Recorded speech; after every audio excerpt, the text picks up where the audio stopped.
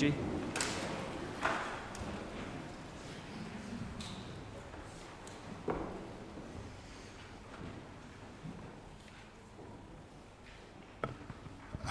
you very much, Reverend Ryan and the St. Paul's Church, for hosting this funeral of my sister, Omotunde. I thank all of you here present for coming to pay your respects to her. It is indeed a great honor to all of us from the Atake family. It should not be my lot to be here, as under the Nigerian custom. Omotunde was much younger than me, and traditionally and customarily, she should be burying me and not the other way around. I therefore find myself in an invidious position, having to say a few words about her. But I take solace in the life of Job when he lost everything: his wealth, his children, and eventually his health. In the book of Job, it said, "The Lord giveth, and the Lord taketh away." We cannot question him. Even in her lifetime, Omotunde herself used to say, "In all things we must give thanks." She was very ill, and she kept saying, "In all things we must give thanks." She was very ill. She had a reception, a Thanksgiving service. So in all things we give thanks. As a student of history, I have to go down memory lane about the birth of Omotunde. In those days, in the 1950s and the early 60s, my father was a senior magistrate in the colony of Lagos and southern Cameroons. In 1963, precisely, I was only about 5 years old, a child was born. That child was named Omari. I came back from school one day, and the living room was full of relatives and friends, and my mom was hysterical. She was crying. What happened? Omari is dead. Omari died. It was a very sad event for the family. And I had the unpleasant task of going to our neighbors to announce the death of Omari. In those days, we lived in Ikoyi. There were no fences, there were no barriers in Ikoyi, Lagos, Nigeria. Fences, no barriers. Life was easy, and I went from neighbor to neighbor as a 5-year-old. And I announced in a naive manner, "My mother's baby is dead." And all the neighbors, both expatriates, our Yoruba friends, and our non-Yoruba friends rushed to the house. By the time I got back, 30 minutes after, the living room was full and everybody was crying. and everybody was hysterical. Eventually, my father decided to take a higher judicial appointment. And as it was customary in those days, the family moved along with him, and we moved to Warri. On the 13th of April, 1964, another child was born.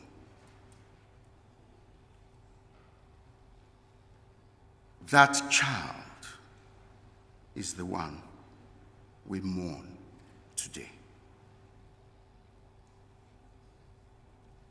Our Yoruba friends, on hearing the news in Lagos, insisted that they must name that child.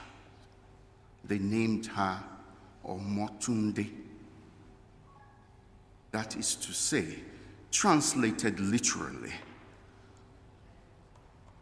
another child has come. But some would tell you that the proper implication of Omotunde is that my child has returned. That means Omare has returned. That was the circumstance in which Omotunde was born. Immediately she was born, she was everyone's favorite because the child before her had passed on. We are Shakiris, and we named her Orisha Weimi.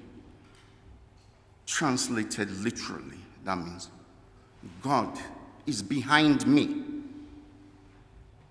which means with God behind and beside me and in front of me, I will not go away again the same way Omare went. Instantly, Motunde became my father's favorite child.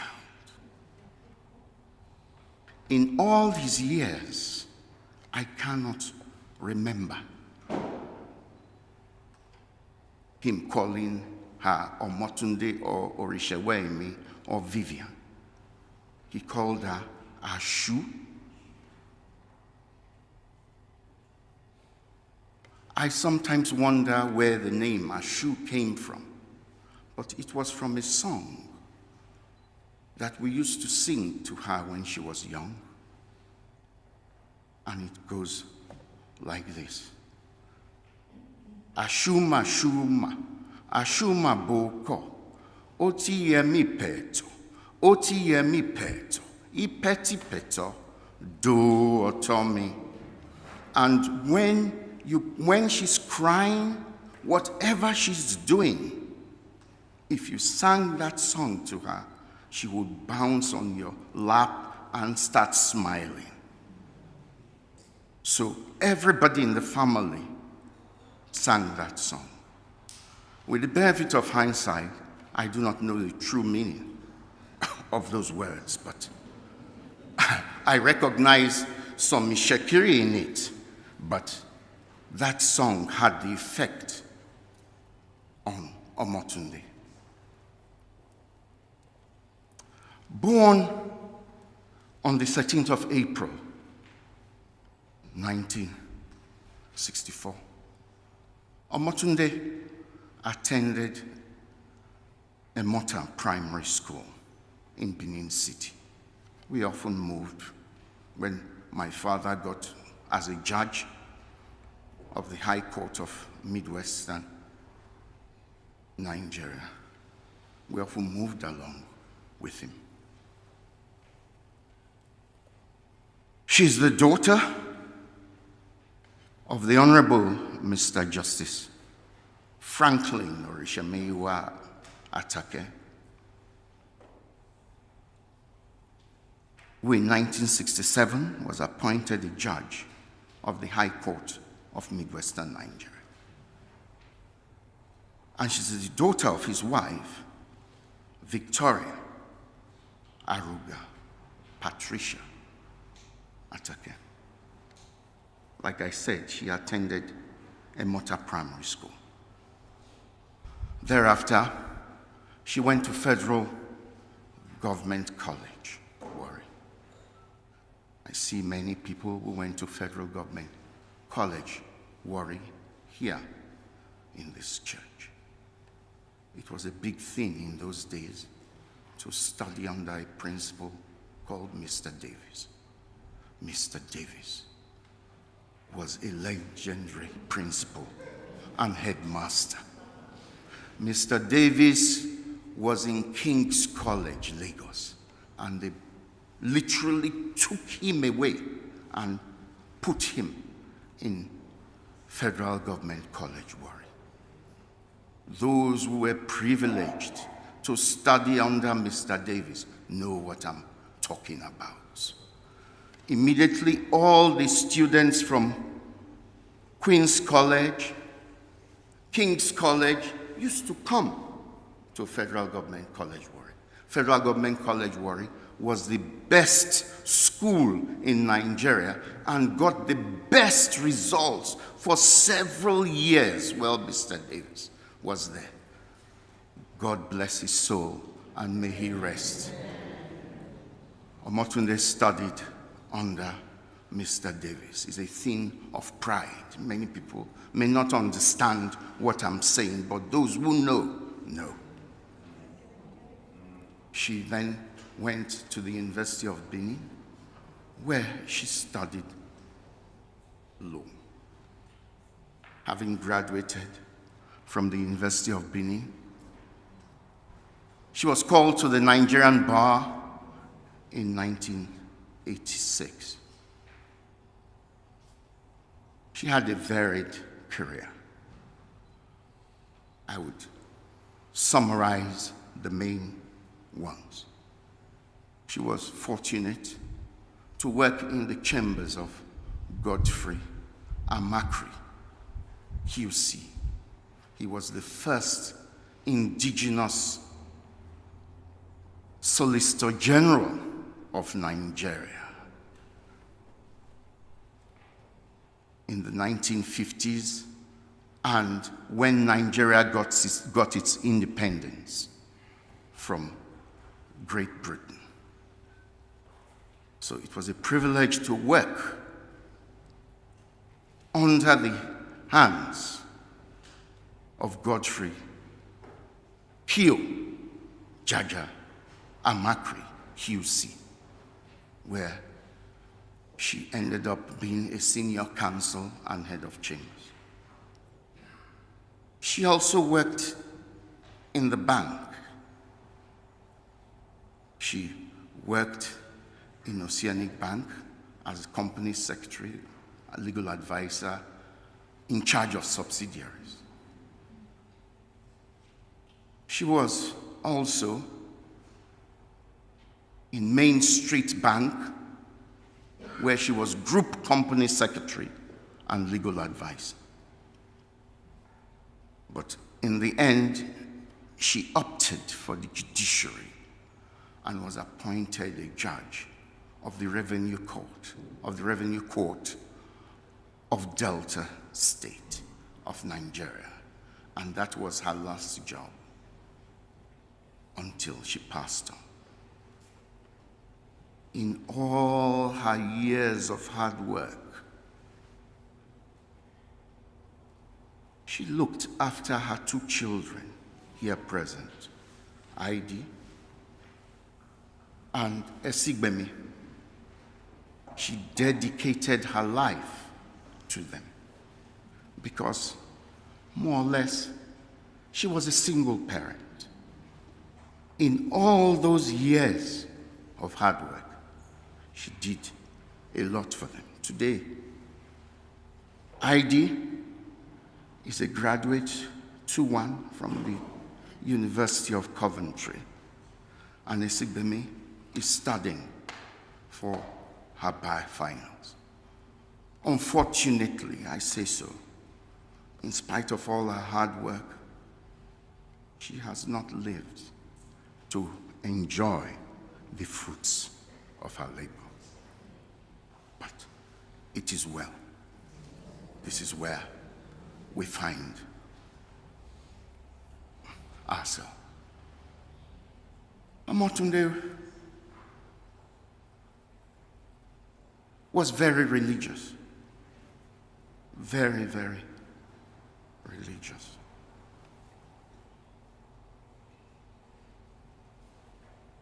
If I had to describe her in a few words, I would say religious, caring, kind, gentle, calm, dutiful, focused, but she could be stubborn sometimes if she held a position. You could not shift her. That is the Omotunde we knew.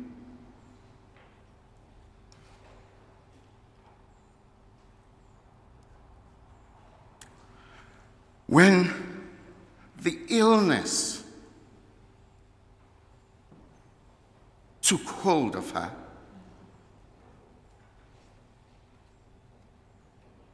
she faced it with tremendous courage. She said, "I'm going home. I'm going home."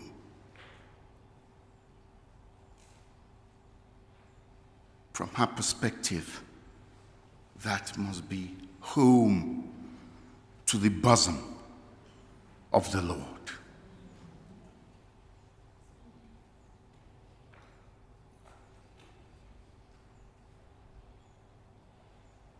I draw an analogy with the manner in which she said she was going home.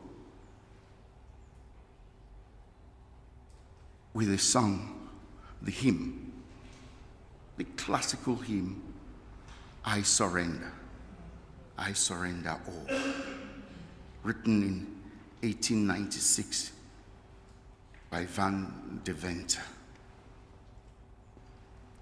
Van de Venter was a musician, an artist, and he wanted to follow the path of the Lord. He was confused, and he surrendered all to Jesus Christ, who directed him, and he followed the path of the Lord. I surrender all. I surrender all. That is what Omotunde must have done. She surrendered all to Jesus. He knows best. Well, for those of us here, we don't know what happens over there, but it is left to our imagination. If she got there and she saw my mother, gentle, would say, why are you here? I did not expect you to be here right now. But my father spoke in a robust manner. He would say, "Ashu, what are you doing here? Did I tell you to come here? Ashu." And she would answer, "I'm home. I'm home. This is where I belong." And he would look at her and keep quiet. There lies Ashu's body. All we have are the memories. Memories, they say, last forever. When you recall them, depending on the circumstance of the person recalling them, it may bring a tear into your eye,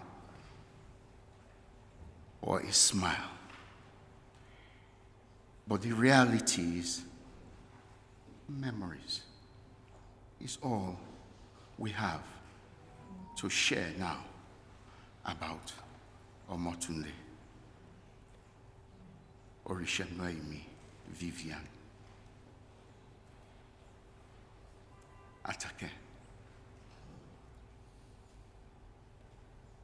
It is really, in the end, it is really not the life in your years. It's not really not the years in your life, but the life in your years. So said Abraham Lincoln. Omotunde lived a good life, one that will be most cherished by us, the family and friends. It is the life in her years that count, and her 2 children would continue her legacy and the path and follow the path she has set for them. Omotunde has answered the call. It is somewhat like a call of a head teacher. When you are in a classroom, the head teacher calls your name. You say, "Present, sir." But when the Lord called Omotunde, and she heard his voice, Omotunde Orishenuemi Vivian Atake. And for the avoidance of doubt, Ashu, she answered without prevarication, "Present, sir." On behalf of all members of my family, sympathizers, both here and in absentia, I say, Omotunde, forever and forever, fare thee well. We do hope to meet again. Till we meet again, goodbye and rest in perfect peace.